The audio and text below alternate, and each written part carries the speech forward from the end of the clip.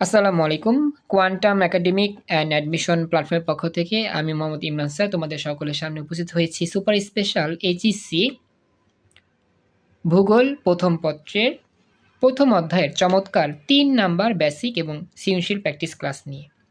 তো আমাদের আজকে ৩ নাম্বার বেসিক এবং প্র্যাকটিস ক্লাসের নতুন টপিক নিয়ে আলোচনা করব। বিগত ২টা ক্লাসে আমরা যে টপিকগুলো শিখছিলাম সেই টপিকের উপর ভিত্তি করে সিকিউ প্র্যাকটিস করছি। আজকে আমরা নতুন টপিক শিখব এবং এই নতুন টপিকের উপর ভিত্তি করে সিকিউ প্র্যাকটিস করার চেষ্টা করব। তো চলো আমরা শুরু করি। তো আমাদের প্রথম যে অধ্যায় সেটা হচ্ছে আমাদের ভূগোল, প্রাকৃতিক ভূগোল। তো আমরা তোমাদের বলেছিলাম আমাদের এই যে টপিকটা আছে প্রাকৃতিক ভূগোলের পরিসরের মধ্যে যে ৭টা টপিক আছে এটা খুবই ইম্পর্টেন্ট সিকিউ আসার মতো প্রথম অধ্যায় থেকে। আমরা গত ২টা ক্লাসে ভূগোলের এই ভূমিরূপ বিদ্যা পড়ছি আর জলবায়ু বিদ্যা পড়ছি। বলো।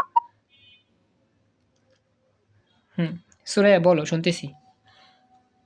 এটা কি হচ্ছে যে ওই মুয়াজ্জেম চৌধুরী নাকি ওনার বই নাকি অক্ষরপত্র? এটা হচ্ছে তোমার লেকচার পাবলিকেশনের বই, যেটা আমরা জানি তাপস কুমার মজুমদার।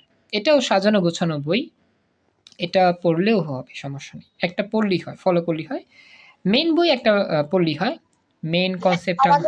আমাদের তো ওই যে কি জানি ওই ওনার লেখা ওই বইটা ই করতে বলছে, আচ্ছা, কিনতে বলছে। সমস্যা নাই। তুমি বইটা দেখো। আচ্ছা বলি একটা কথা হচ্ছে, তুমি বইটা দেখো, লাইব্রেরিতে যখন যাবা বইটা দেখা তুমি দেখো যে বইটা কেমন লাগে তোমার। আসলে এক একটা কলেজে এক একটা লেখকের বই বলে, আমাদের তো একটা সাবজেক্টের অনেকগুলো লেখক, এখন কোনটা রেখে কোনটা বাচ্চারা কিনবে। তো এক এক কলেজ এক একটা বলে, তো ওই কলেজের স্টুডেন্টরা ওই স্যারের বলা মতোই ওই লেখকটা কিনে ফেলে। তারপরও মানসম্মত বই কিনতে হবে, যে বইটা তোমার সাজানো গোছানো, যেটা পড়লেই সহজে বোঝা যায়, সেটা পড়লেই অনেক উপকার ইন্টারের ২টা বছর। আদারওয়াইজ যে কোনো একটা বই কিনলেই তো হবে না, মানসম্মত বই কিনতে হবে, যে বইটা পড়তে সহজ, বুঝতে সহজ, ভালো করে আয়ত্ত করা যায় সবগুলো টপিক, সেই বইটাই কিনা উচিত।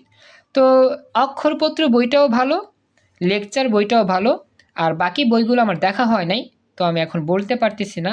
যদি তুমি বই কিনতে চাও বা তোমার আশেপাশের ফ্রেন্ডরা যদি তোমার কলেজের শিক্ষকের বলার পরে বইটা কিনে, তাহলে সেই বই থেকে আমাকে ৪-৫টা পৃষ্ঠার ছবি তুলে দিও, আমি দেখে বলতে পারবো সেই বইটা কতটা মানসম্মত বা সেই বইটা কিনলে ভালো হবে না খারাপ হবে।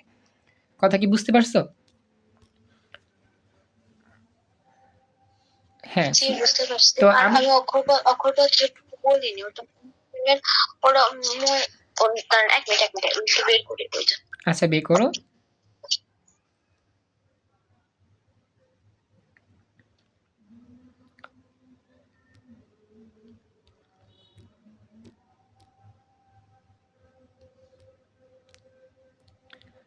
আচ্ছা, তো বইটা তুমি বের করো, সমস্যা নাই, বইটা বের করে রাখো, আমাকে ছবি তুলে দিও, আমি দেখবো নি বইটা কেমন।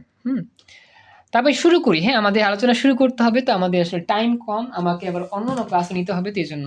তোমার কি অর্থনীতি আছে না, অর্থনীতি সাবজেক্টটা?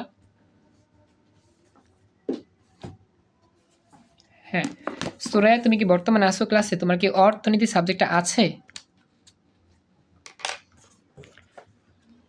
আমাকে একটু জানাইও। হ্যাঁ, অর্থনীতি সাবজেক্টটা তোমার আছে কিনা।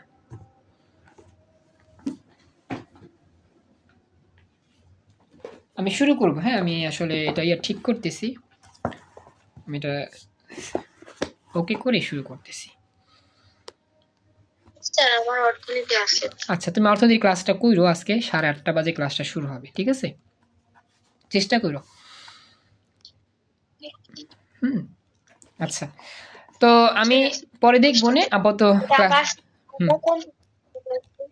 বুঝি নাই কি বললাম। অর্থনীতির আমরা MCQ solving class, MCQ solving class করবো আজকে। এটা হচ্ছে প্রথম অধ্যায়ের এমসিকিউ সলভিং ক্লাস, বোর্ড প্রশ্নগুলো দেখবো আর কি। আচ্ছা, তো আমি শুরু করি। দেখো, আমাকে বইয়ের ছবি দিও, পরে আমি পরে দেখবো, আপাতত ক্লাস শুরু করি। হ্যাঁ, নতুন টপিক আমাদের আবার পড়তে হবে, তো প্র্যাকটিস করতে হবে। তো শুরু করলাম, দেখো মনোযোগ দাও, কি বলছে এখানে খেয়াল করো। আমাদের টপিকের নাম হচ্ছে সমুদ্রবিদ্যা।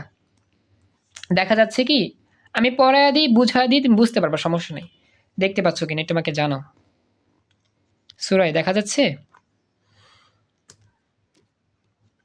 জি স্যার। ওকে, তো আমি বলি, শোনো। সমুদ্রবিদ্যা টপিকের নাম, তো বলি কি বলছে এখানে। এ শাখা সমুদ্রের উৎপত্তি, আকার, আয়তন, পৃথিবীর সাগর, মহাসাগর, উপসাগর, সাগর তলের প্রকৃতি, সমুদ্র স্রোতের কারণ, সমুদ্র স্রোত, সমুদ্র তরঙ্গ এর কার্য, সমুদ্রে বসবাসকারী প্রাণী ও উদ্ভিদের বিন্যাস, সামুদ্রিক সম্পদ, জোয়ার ভাটা, জোয়ার ভাটার প্রভাব, স্থলভাগের উপর সমুদ্রের প্রভাব প্রভৃতি বিষয় নিয়ে আলোচনা করে। মানে আমাদের সমুদ্রবিদ্যার যে শাখাটা আছে, ভূগোলের মধ্যে যে সমুদ্রবিদ্যার শাখাটা রয়েছে, তার কাজটা কি? তার কাজ হচ্ছে সামুদ্রিক যত প্রাণী রয়েছে, সমুদ্রের যেই পুরো ইতিহাস রয়েছে, সেগুলো নিয়ে বিস্তারিত ব্যাখ্যা করা বা আলোচনা করা। এটা হচ্ছে কি সমুদ্রবিদ্যার আলোচনা। তো এটা মনে রাখবা যে সমুদ্রবিদ্যার মধ্যে কি কি কাজ হয়, এই বিষয়গুলো ঘটে। এখন তোমার বইতে যেটাই লেখা থাকুক, তুমি জাস্ট পড়বা, তোমাদের কাজ হচ্ছে জাস্ট পড়ে যাও, রিডিং পড়ে যাওয়া। রিডিং পড়ে জাস্ট বোঝার চেষ্টা করা যায়, এখানে এই কথা বলছে, সেখানে এই কথা বলছে, সেখানে ওই কথা বলছে। আর যদি বুঝতে সমস্যা আমাকে বলবা, আমি তো বুঝা দিবই। এখন হচ্ছে সমুদ্রবিদ্যার মধ্যে যে টপিকের কথাগুলো বলছে, সেই টপিক আমরা পড়ে ফেললাম, এটা সমুদ্রবিদ্যার অংশে আলোচনা। এখন দেখি আমাদের বোর্ড পরীক্ষা থেকে কিভাবে প্রশ্ন হয়। তুমি কি এই ভূগোলের প্রথম ক্লাসটা পাইছিলা, যেখানে আমি বলছিলাম ভূমিরূপ বিদ্যা থেকে কিছু কিছু টপিক, বা ভূমিরূপ বিদ্যার ক্লাসটা পাইছিলা কিনা? সুরা, এটা আমাকে জানাও, তুমি কি ভূমিরূপ বিদ্যার ক্লাসটা পাইছিলা আমার এখানে? আর আপনার মেবি নেট প্রবলেম, অনেক কথাগুলো কাটা কাটা আসতেছে। আচ্ছা, আমার নেটে একটু স্লো কাজ করতেছে বর্তমানে, হ্যাঁ একটু স্লো কাজ করতেছে, এই জন্য হয়তো বুঝতে সমস্যা হতে পারে। আমি একটু ওয়েট করতে বলি, একটু অপেক্ষা করো, আস্তে আস্তে ঠিক হবে ইনশাল্লাহ। হ্যাঁ, তো যতটুকুই পারো একটু কষ্ট করে শুনবার চেষ্টা করো। নেট কানেকশন একটু স্লো দিয়ে কাজ করতেছে, তো এই জন্য আর কি মূলত প্রবলেম। আচ্ছা, তুমি কি দেখতে পাচ্ছ, দেখা যায় কি স্পষ্ট, নাকি দেখতেও প্রবলেম হচ্ছে, কোনটা?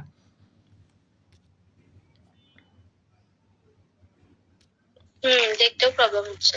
আচ্ছা, তাহলে আমি একটু দেখি এমবি কানেকশনটা চালু করি, একটু ওয়েট করো। আমি বর্তমানে এমবি কানেকশন দিয়ে জয়েন করার চেষ্টা করতেছি। হ্যাঁ, আমি এখন এমবি কানেকশনে আছি। হ্যাঁ, এমবি কানেকশনে এটা চলতেছে, দেখো। আশা করি একটু ওয়েট করো, ক্লিয়ার হলে দেখা যাবে। এমবি দিয়ে আমি এখন আছি। আচ্ছা, এখন একটু আমাকে জানাও যে এখন শুনতে পাচ্ছ কেমন, এখন কেমন শোনা যাচ্ছে আমার কথাটা, বাজতেছে কিনা বা ঠিকঠাক আছে কিনা?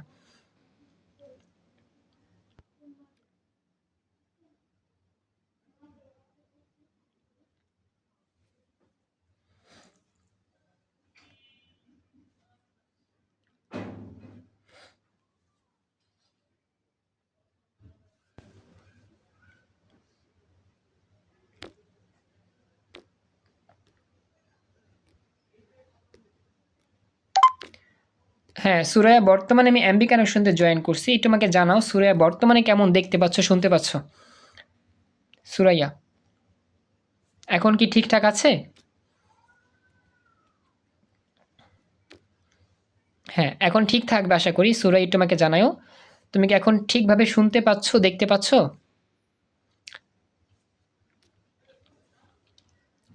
সুরাই, একটু চেষ্টা করো কথা বলার জন্য। তুমি কি আমার কথা শুনতে পাচ্ছ?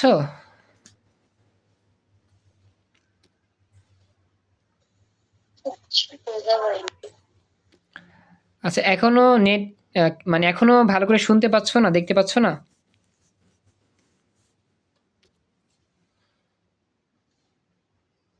ভয়েস তো ক্লিয়ার না, আবার হচ্ছে লেখাগুলো ঝাপসা দেখা যায়। আচ্ছা, আমি তো এমবি কানেকশন অন করছিলাম। আচ্ছা ঠিক আছে, একটু ওয়েট করো।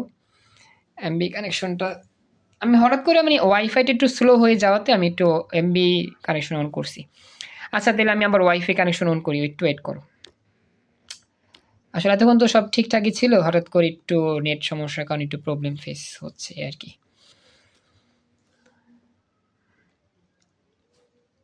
একটু ওয়েট করো। হ্যাঁ, আমার নেট কানেকশনটা আমি এমবি ক্যান্সেল করে আবার ওয়াইফাই কানেকশন দিয়েছি। হঠাৎ একটু নেট সমস্যার, নেটটা একটু স্লো কাজ করতেছিল, বিধের জন্য মূলত সমস্যা হয়েছে। একটু সময় দাও, হ্যাঁ কিছু মনে করো না, একটু অপেক্ষা করো, আশা করি ঠিকঠাক হয়ে যাবে ইনশাল্লাহ। আমার নেট তো আসলে সবসময় মানে সমস্যা করে না, মাঝে মধ্যে একটু সমস্যা হয়। এখন নেট স্পিড ঠিক আছে, আস্তে আস্তে হচ্ছে। এখন আমাকে জানাও কেমন দেখতে পাচ্ছ, শুনতে পাচ্ছ। এখন আশা করি ক্লিয়ার দেখা যাবে। এখন ঠিক আছে কি সবকিছু? জি স্যার। ওকে, তাহলে আমি শুরু করি। দেখো, তো যেটা বলতেছিলাম এটা আমরা পড়ে ফেললাম যে সমুদ্রবিদ্যার যে অংশটা আমাদের ছিল, সমুদ্রবিদ্যার মধ্যে সমুদ্রের ইতিহাস, সমুদ্রের এই সেই অনেক কিছু নিয়ে কাজ করা হয় বা সমুদ্রের বিষয়গুলো নিয়ে আলোচনা করা হয়। এখন আমাদের এই টপিক থেকে যে পরীক্ষায় প্রশ্ন আসে সেটা আমরা দেখব। চলো আমরা শুরু করি। আমাদের টপিক ওয়াইজ হচ্ছে আমাদের প্র্যাকটিস ক্লাস, বুঝছো? তো হ্যাঁ, টপিক ওয়াইজ প্র্যাকটিস ক্লাসের মধ্যে আমরা এখন যাচ্ছি প্রথম দিকে একবারে। ফার্স্ট অফ অল খেয়াল করো, এটা আমাদের যেই প্রশ্নটা ছিল কুমিল্লা, সিলেট, বরিশাল বোর্ড 2019 সালে আসা প্রশ্ন দেখা যাচ্ছে। আশা করি একটু ওয়েট করবা। হ্যাঁ, নেট আপ ডাউন করতেছে তো একটু হয়তো বা একটু প্রথমে বুঝতে সমস্যা হইতে পারে, একটু খেয়াল করলেই হবে। বিষয়টা খেয়াল করো, প্রথমে বলতেছে কি প্রাকৃতিক ভূগোলের একটি গুরুত্বপূর্ণ শাখা রয়েছে যেখানে ভূ আলোড়ন ও তার ফলে সৃষ্ট ভূমিরূপ নিয়ে আলোচনা করে। অনুরূপভাবে অন্য আরেকটি শাখায় সমুদ্র তলদেশের বৈচিত্র্যপূর্ণ ভূমিরূপ ও সমুদ্র স্রোত নিয়ে আলোচনা করা হয়। এখন তুমি হয়তো বুঝতে পারতেছো যে প্রথম অংশের মধ্যে বলছে ভূ আলোড়ন এবং ভূমিরূপ, আর পরবর্তী অংশে যে টপিক নিয়ে কথা বলা হচ্ছে সেটা হচ্ছে আমাদের কি সমুদ্র স্রোত, সমুদ্র তলদেশ বা কি সমুদ্র স্রোত। এখন আমাদের গহনঙ্গে কি বলছে একটু খেয়াল করি। বলতেছে উল্লিখিত প্রাকৃতিক ভূগোল শাখাদ্বয়ের পার্থক্য বিশ্লেষণ করো। প্রথম যে আমাদের শাখাটা দেওয়া আছে এই শাখাটা হচ্ছে ভূমি আলোড়ন বা ভূ আলোড়ন, এটা হচ্ছে কি ভূমিরূপ বিদ্যা। আর পরবর্তী যে শাখার কথা আমাদের এখানে বলতেছে এটা হচ্ছে তোমার সমুদ্র স্রোত বা সমুদ্রের তলদেশের ইতিহাস। এটাকে বলা হয় কি আমাদের ওই একটু আগে যেটা পড়ছিলাম সমুদ্র বিদ্যা। একটা হচ্ছে ভূমিরূপ বিদ্যা, আর একটা হচ্ছে কি সমুদ্র বিদ্যা। এই দুইটা টপিকের আলোচনা আমাদের বলতেছে এখানে, আর এটার মধ্যে পার্থক্য কি সেটা আমাদের বের করতে হবে। সুরায়া, এখন আমাকে একটু জানাও তো যে তুমি কেমন শুনতে পাচ্ছ, এতক্ষণ ধরে কতটুকু শুনতে পাচ্ছ কেমন আর দেখতে পাচ্ছ কেমন, এটা আমাকে বললো তো। আমার নেট ঠিকই ছিল, একটু হঠাৎ করে স্লো কাজ করতেছে, তো এই জন্য একটু সমস্যা হচ্ছে হয়তো বা তোমার দিকে। তারপর একটু আমাকে জানাও, একটু আপডেট দিও কেমন শুনতে পাচ্ছ দেখতে পাচ্ছ। হ্যাঁ, দেখতে একটু কম পাচ্ছি বাট শুনতে পাচ্ছি। আচ্ছা স্যার, একটা আউটসাইড কোশ্চেন আস্ক করি। বলো বলো। আপনি হচ্ছে মানে কোন ইয়ার বা পড়াশোনা শেষ? না না, পড়াশোনা এখনো শেষ নাই, আমার এখন চলতেছে, চলমান আছে, এখনো অনার্স শেষ হয়নি। হ্যাঁ, কোন ইয়ার?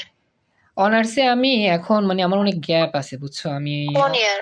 এখন ইয়ারটা আমি এখন বলতে চাচ্ছি না বর্তমানে, আমার অনেকটা গ্যাপ আছে। আমার অনার্স প্রায় শেষ হওয়ার কথা ছিল, শেষের দিক মানে আমি শেষ করতে পারিনি। আমার মনে করে যে করোনার পর তারপর হচ্ছে প্লাস কিছু একটু ফাইন্যান্সিয়াল প্রবলেমের জন্য এটা আমি শুরু করছি, আবার ব্রেক দিয়েছি, আবার শুরু করছি, ব্রেক দিয়েছি, এরকম হয়েছে কয়েকবার। এই জন্য আমি বলতে গেলে এখন মাঝামাঝি আছি, মাঝামাঝি অবস্থানে পড়তেছি। তারপরেও এখন কন্টিনিউ আছে ভার্সিটি, এটা শেষ হতে এখনো লং টাইম সময় লাগবে। তো এখনো আমি মানে আমার যে ইয়াটা যে কই পড়াশোনা করেন? এটা হচ্ছে তোমার হচ্ছে ঢাকার দিকে একটা প্রাইভেট ইউনিভার্সিটি যার নাম সোনারগাঁও ইউনিভার্সিটি, সেখানে আমি পড়তেছি। তো এটা নিয়ে আমি পরে আলোচনা করবো একসময়, এখন যে তুমি ক্লাস নিচ্ছি দেখো ক্লাসটা এখন করি, দেন পরবর্তীতে একসময় বলবো। নাম হচ্ছে সোনারগাঁও ইউনিভার্সিটি, প্রাইভেট ইউনিভার্সিটির নাম, বুঝছো? ও আচ্ছা। তো যে আমি শুরু করি। হ্যাঁ, আমাদের সময়ও কম, আমরা অন্য ক্লাস নিতে হবে, আমরা নেট সমস্যা করতেছি একটু। যাক আমি বলি তুমি শুনো, হ্যাঁ দেখা যাক যতটুকুই শুনো, দেখি নেট যদি ঠিকঠাক হয় ক্লিয়ার দেখতে পাবা। আমি জাস্ট বলি তুমি একটু মনোযোগ দাও তেলি হবে। আমাদের এখানে বলতেছে গহনাকে যে উল্লিখিত প্রাকৃতিক ভূগোলের শাখাদ্বয়ের পার্থক্য বিশ্লেষণ করতে হবে। এখন প্রথমটা তো বুঝতে পারছি ভূমিরূপ বিদ্যা। এখন পরবর্তী যে অংশটা আছে সেটা আমরা একটু আলোচনা করি। দেখো কি বলছে পরবর্তীতে, যে উদ্দীপকের প্রাকৃতিক ভূগোলের শাখা দুইটার নাম, একটা হচ্ছে ভূমিরূপ বিদ্যা, একটা হচ্ছে কি সমুদ্র বিদ্যা। এখন এই দুইটার মধ্যে পার্থক্য আমাকে বলতে হবে। তো চলো আমরা প্রথমত ভূমিরূপ বিদ্যা থেকে আলোচনা করি। ভূমিরূপ বিদ্যায় পৃথিবীর সৃষ্টি, পৃথিবীর অভ্যন্তরীণ অবস্থা, ভূ আলোড়ন, পাহাড় পর্বত, বিভিন্ন প্রকার ভূমিরূপ, নদ নদীর উৎপত্তি, ক্রমবিকাশ, বায়ুর কার্য, হিমবাহের কার্য প্রভৃতি সম্পর্কে আলোচনা করা হয়। এই শাখা থেকে আরও জানা যায় পৃথিবীর উৎপত্তি সংক্রান্ত নানা প্রকার মতবাদ। সৃষ্টির প্রথম অবস্থায় পৃথিবীর আকার আয়তন কেমন ছিল সেই বিষয়ে। এবং এছাড়াও আমরা জানতে পারি ভূমিকম্পের বিষয়, ভূ আলোড়নের ফলে পৃথিবীর বিভিন্ন স্থানে যে নানা প্রকার ভূমিরূপের সৃষ্টি হয় সেই সম্পর্কে বিস্তারিত আমরা এই সম্পর্কে জানতে পারি। তো মানে ভূ প্রকৃতি নিয়ে আলোচনা করা হয়েছে প্রথম অংশে। অন্যদিকে সমুদ্রবিদ্যা শাখায় যাবতীয় সামুদ্রিক যে বিষয়গুলো আছে সেগুলো নিয়ে বর্ণনা করা হয়েছে। সমুদ্রবিদ্যার এই শাখায় সমুদ্রের উৎপত্তি, সমুদ্রের আকার আয়তন, পৃথিবীর সাগর মহাসাগর উপসাগর, সাগর তলের ভূপ্রকৃতি, তারপর হচ্ছে কি সমুদ্র স্রোতের কারণ, সমুদ্র স্রোত, সমুদ্রের তরঙ্গ এবং এর কার্যাবলী, সমুদ্রে বসবাসকারী প্রাণী ও বিভিন্ন উদ্ভিদের বিন্যাস, এরপরে জোয়ার ভাটার প্রভাব, স্থলভাগের উপর সমুদ্রের প্রভাব প্রভৃতি বিষয় নিয়েও কি করা হয়েছে, আমাদের সমুদ্রবিদ্যার অংশে আলোচনা করা হয়েছে। এখন বলছে কি আমাদের এই ভূমিরূপ বিদ্যা আর সমুদ্রবিদ্যার পার্থক্য কি। তা আমরা এটা লাস্ট অফ অল বলে দিব। প্রথমে আমরা বলবো যে সমুদ্রবিদ্যার মধ্যে এই বিষয়গুলো ঘটে, পরে বলবো আমাদের ভূমিরূপ বিদ্যার মধ্যে এই বিষয়গুলো ঘটে। এরপর লাস্টে গিয়ে আমরা পার্থক্যে বলবো যে সমুদ্রবিদ্যার মধ্যে সামুদ্রিক ইতিহাস নিয়ে আলোচনা করা হয়, সামুদ্রিক যে পরিবেশ সেটা নিয়ে আলোচনা করা হয়। আর ভূমিরূপ বিদ্যার মধ্যে পৃথিবীর ভূমির পরিবেশ নিয়ে আলোচনা করা হয় বা বিস্তারিত কথা বলা হয়। তো এটা বলে দিয়ে আমরা বলবো যে এই দুইটার মধ্যে পার্থক্য রয়েছে। তো সর্বশেষে বলা যায় ভূমিরূপ বিদ্যা ও সমুদ্রবিদ্যা শাখাদ্বয়ের মধ্যে ব্যাপক পার্থক্য রয়েছে। এখন বলছে কি কি পার্থক্য রয়েছে, সেই পার্থক্য আমরা বলবো না, বলবো কি অনেক পার্থক্য রয়েছে। একটা হচ্ছে মাটির কথা, আর একটা হচ্ছে কি পানির কথা। তো মাটির কথা হচ্ছে একটা একরকম পরিবেশ, আর পানির কথা হচ্ছে কি আরেক রকম পরিবেশ, দুইটা কিন্তু ভিন্ন রকম পরিবেশের আলোচনা। তো এই হচ্ছে আমার মূল কথা।